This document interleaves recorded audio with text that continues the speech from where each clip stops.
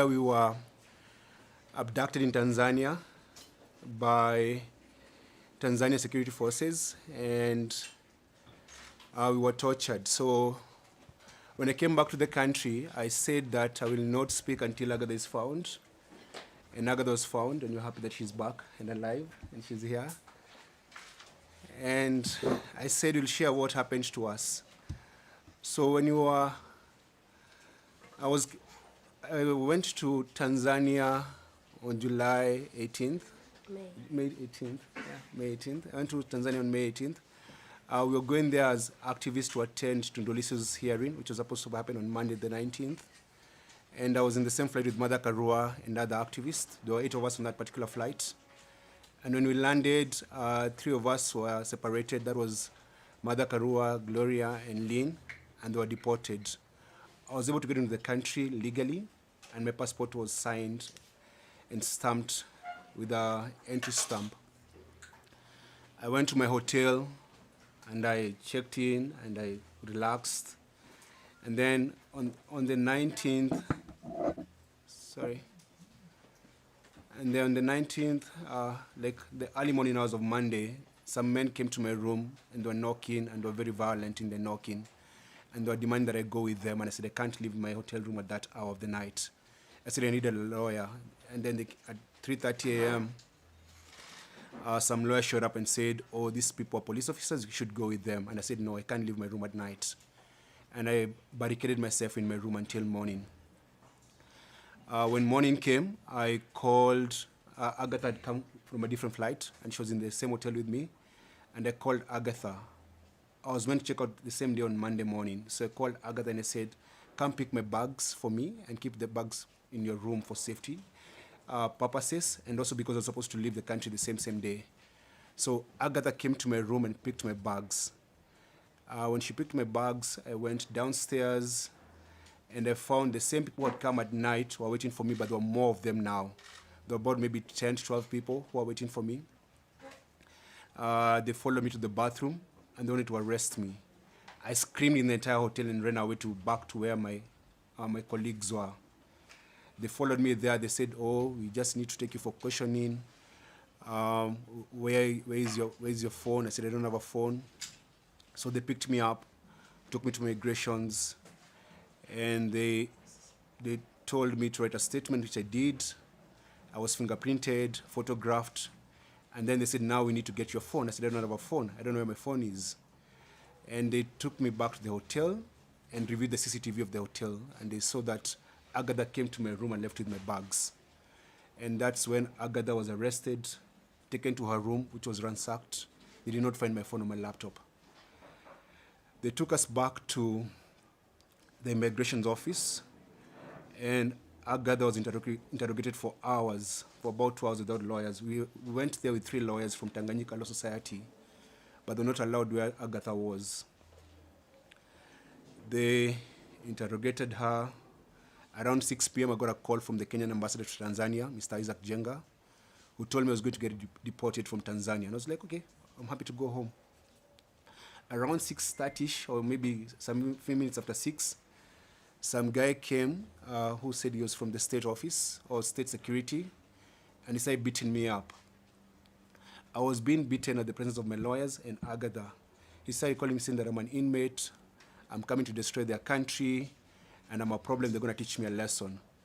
And then he said that we're under arrest. So we were moved from immigration's office, me and Agatha, to Central Police Station, where we found a guy called, we later came to know he's called Mafole. At the station, the beating continued in the presence of those 3 lawyers who said nothing.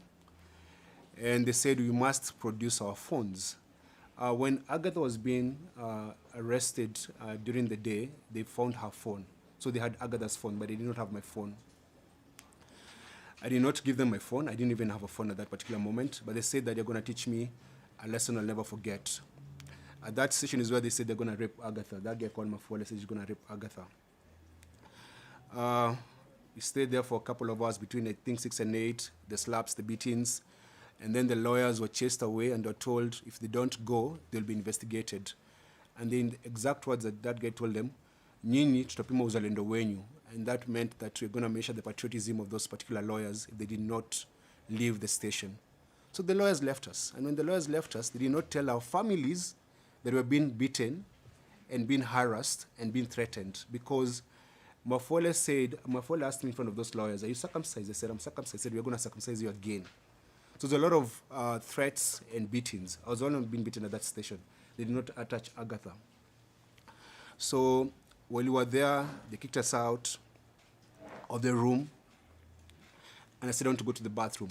So someone took me to the bathroom. The young man who took me to the bathroom told me, these guys are going to hurt you, and they're going to hurt you so bad. Give them your phone. I said, I don't have my phone.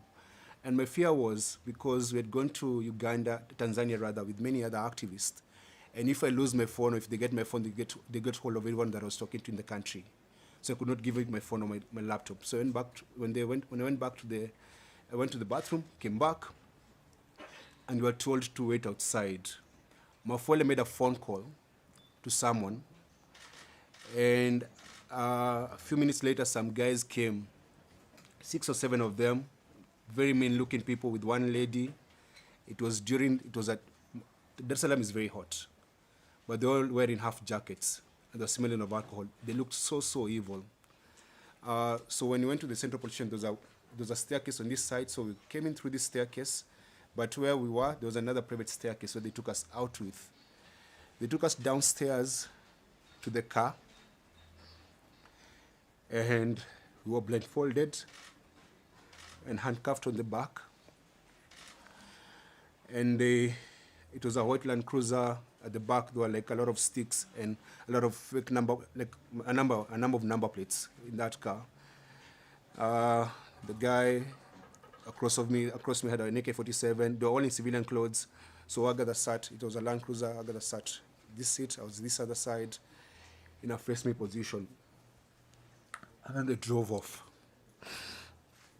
Then they took us, drove for about 20 minutes. Then they took us to a building.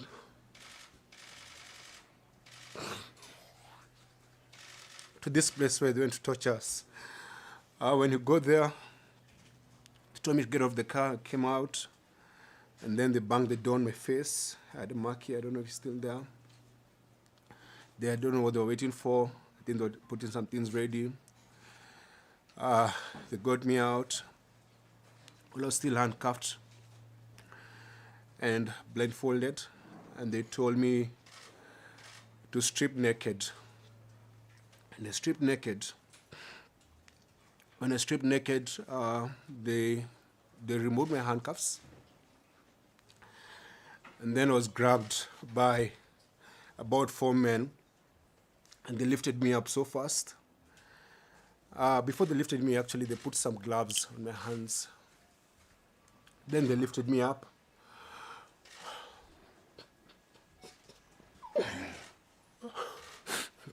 They lifted me up and tied me upside down. There's a photo I saw online about what they did to us. It's in my bag. You can distribute when I'm done talking.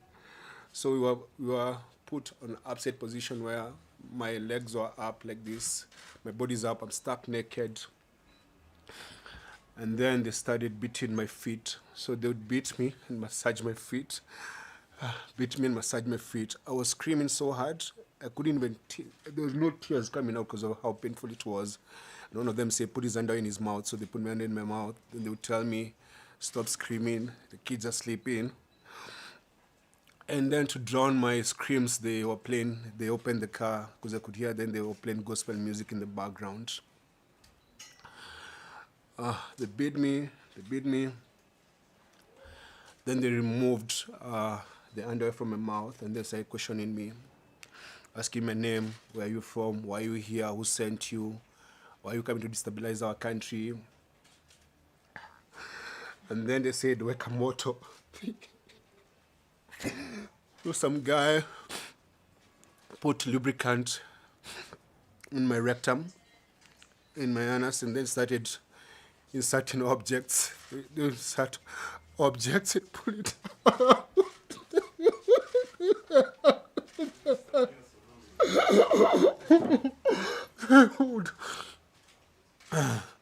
Dude, it's okay.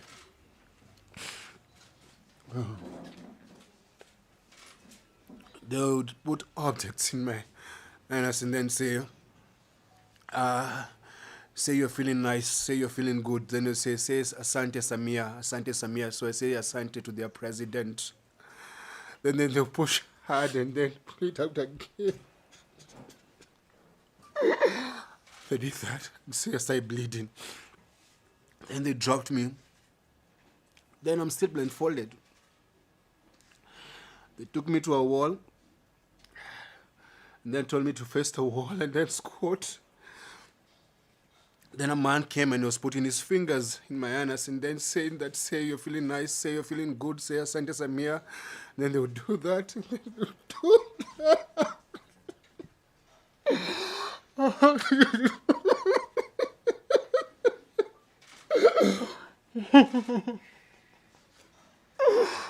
And then they told me to turn around. I'm naked. So all this time they're telling me they're recording everything they're doing to us, or rather they're doing to me. So they're recording this. They're teaching me a lesson. So I'm stuck naked. They turn me around, say your name, your wife's name, your kid's name, where do you live, where do they go to school. I'm naked. And they removed the blindfold and said, now, so when I'm answering these questions, when I turn around,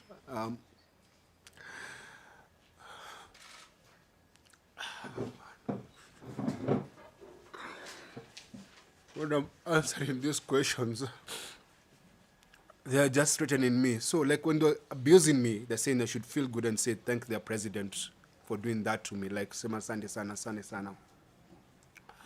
So they told me we have recorded these videos so that if you go back to your country and you say what we did to you, we shall put them online and shame you, and your kids will see this, your family will see this, everyone will see this. So while I was naked, they questioned me, asked me my email address, my passwords, everything. And because I was in so much pain and I was afraid they're going to hurt me some more, I gave them everything they wanted. Then they told me to dress up. And that's when they took over to go and torture Agatha. They put back the blindfold, told me to dress up. I dressed up, put back the blindfold, and then left me on the ground. So we spent the night on that floor. I could barely walk. I was bleeding. And then I could hear Agatha screaming. And one of the men was there saying, why don't you give me permission to rape her? Because this one is like good. She looks very nice. Let me just allow me to shusha muzigo, like let me rape her. So I don't know what happened to Agatha, but I could just hear her screaming. The following morning, on Tuesday morning, they came and they told us to remove our clothes and to go shower. So my feet were swollen. I could not walk, so I begged them to allow me to crawl like a dog so that I could go to the bathroom. I crawled like a dog to where the bathroom was. That's when they removed my handcuffs. So when I was stripped naked, I still had the handcuffs. That's when they removed the handcuffs and told me to take a shower. I was still bleeding, my stool had blood.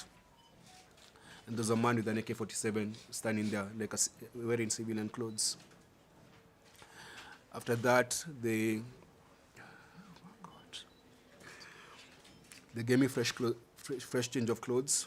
They were just insulting me, and took me to another white Land Cruiser, still blindfolded, and they took me away. And that's the last time I saw Agatha until now, when she came to Kenya. So that was on Tuesday morning. And then we drove and we drove and we drove and we drove for hours and hours until it got dark. I told them I wanted to use the bathroom. They said you can't leave the car. So they gave me a bottle to pee. I was still blindfolded and handcuffed. Then eventually at night, I don't know where we ended up to, they took me to a room where they left me there. And they gave me like a soda and a loaf of bread. That was on Tuesday night. So I slept there. I could hear, it was like a coastal place because I could hear the call for prayers, and there was like a warmth and a lot of mosquitoes. Spend the night there. They'll just come, insult me or kick me and go. Come, insult me, kick me and go. And then on Wednesday morning, they gave me they gave me a cup of tea and an andazi. Then that Wednesday during the afternoon, their tone changed. They said, now we're going to let you go, but we're going to let you go with a very onyokali, which means like a stern warning, that if you leave this country, you should never come back or we'll kill you. If you go to your country and say what we did to you, we'll find you and we'll kill you. And you should never come back. So they said, do you want to eat? I said, I don't want food. I didn't have an appetite. The other thing is that because every time I wanted to go to the bathroom, they'd actually go there and stand by me like they're inspecting my stool. So I didn't have any privacy. And the only time the handcuff came up is when I went to the bathroom. But the blindfold never came out. So that afternoon, they gave me a painkiller. Then on Wednesday evening, they told me, now you have to learn how to walk, because I could barely walk. So they told me to remove. I was wearing open shoes. Remove open shoes. Took me outside. 4 officers surrounded me. They're all in civilian clothes. They stood there. Removed the blindfold. Said, now you have to walk, and make sure you try and step your feet on the ground. Step your feet. Said, we're going to let you go, but don't ever come back in this country. So they taught me how to try and walk. They made me walk for like half an hour. I said, that's enough. And then the following morning, on Thursday morning, they woke me up so early, maybe around 4:35 a.m. They put my things in the car, put me in the car, and then drove for like an hour, stopped briefly, and then when they stopped briefly, they spoke outside, then drove again, then stopped again, then told me, you're going to drop whatever you're going to drop. You don't open your eyes, don't turn back, don't look at us until you leave. So they told me, lala chini. They kicked me out, slept there on the floor, on the side of the road. And then when I opened my eyes, there was a boda boda guy waiting for me. I think they'd already done a deal with the boda boda guy. That boda boda guy drove me to the border, which I learned was the Horo border, the Tanzania-Kenya border.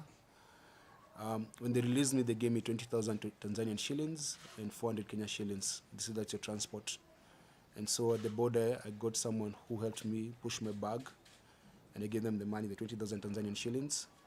And then he helped me cross over. Then I used the money to take a border and call my wife.